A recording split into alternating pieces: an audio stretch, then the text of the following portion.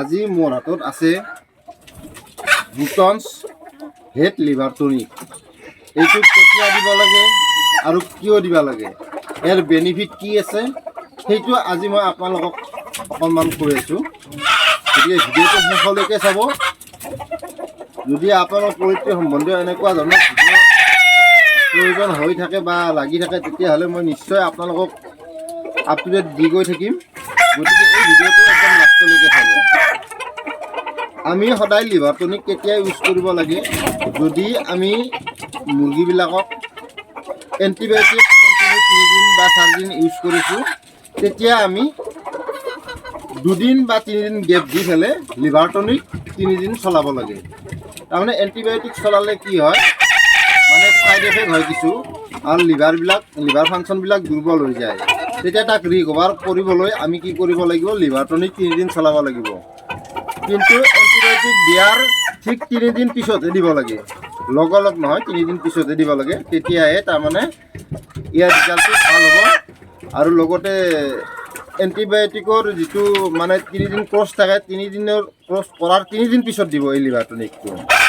আৰু আমি কেতিয়া দিব লাগে, যদি আমি পেলু দৰৱ ব্যৱহাৰ কৰোঁ, এলবমাৰ হওক বা যিকোনো হওক পেলু দৰৱ ইউজ কৰা দেখা যায়, তেতিয়া আমি কি কৰিব লাগে, পেলু দৰৱ দিয়াৰ ঠিক 3 দিন পিছত আমি লিভাৰ টনিকটো ইউজ কৰিব লাগে। পেলু দৰৱ দিলে কি হয়, পেলু দৰৱটো যিহেতু পেলু মাৰি পেলাই, সি এটা জেহেৰজাতীয় বস্তু, গতিকে লিভাৰত কিছু ছাইড এফেক্ট হয়।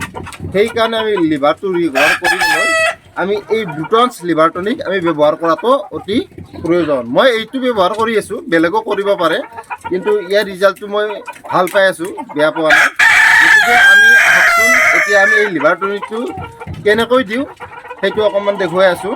এতিয়া সময় কিন্তু ৰাতিপুৱা 7 বাজিছে, কিন্তু আমি এতিয়া ফাৰ্মত লাইটটো জ্বলাই থৈ দিছোঁ পোহৰটো হোৱাৰ কাৰণে। এতিয়া আমি পোনপ্ৰথমে ইহঁতক দানা দিম, আৰু দানা দিয়াৰ পিছতে আমি লিভাৰ টনিক পানীৰ লগত মিক্স কৰি ইয়াক দিম। আৰু পানীটো আমি কুহুমীয়া গৰম পানী ব্যৱহাৰ কৰিম, কুহুমীয়া গৰম পানীৰ লগত ইয়াক মিক্স কৰি দিম। আৰু কিমান দিব লাগে সেইটো আপোনালোকক দেখুৱাই আছোঁ। এয়া দেখিছে আমি চৌকাত পানী গৰম কৰি আছোঁ। আমি সদায় গৰম পানী ব্যৱহাৰ কৰোঁ। এই ঠাণ্ডা পানীৰ লগত গৰম পানীটো মিক্স কৰি দিওঁ এনেকৈ। মিক্স কৰাৰ পাছত আমি কি কৰিম, এইটো লিভাৰ টনিক এইটো আমি কিমান দিব লাগে, পাৰ 100 বাৰ্ডত 10 ml ব্যৱহাৰ কৰিব লাগে। এইটো 10 ml পূৰা সপা হয়, 10 ml। গতিকে এইটো আমি পূৰা ভৰ্তি কৰি 10 ml দি দিম।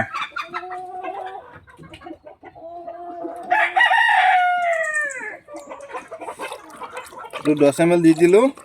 10 ml দি এইটো আমি এতিয়া ভালদৰে মিক্সিং কৰি ল'ব লাগিব। এইটো আমি পানীটো ভালদৰে মিক্সিং কৰি লৈছোঁ। মিক্সিং কৰি লোৱাৰ পাছত এনেকৈ আমি পানীটো দিব লাগে। দিয়াৰ পাছত এইটো আমি এনেকৈ ব্যৱহাৰ কৰোঁ। আৰু দিয়াৰ লগে লগে মুৰ্গীবিলাকে খাব ধৰিছে, গাইজ দেখিছেনে?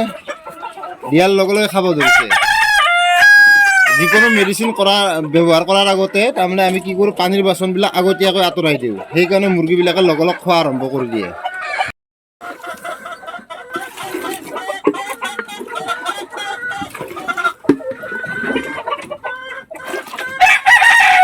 আমাৰ এতিয়া প্ৰায় পানী গোটেইবিলাকক দিয়া হৈ গ'ল, গোটেইকেইটা পাত্ৰতে।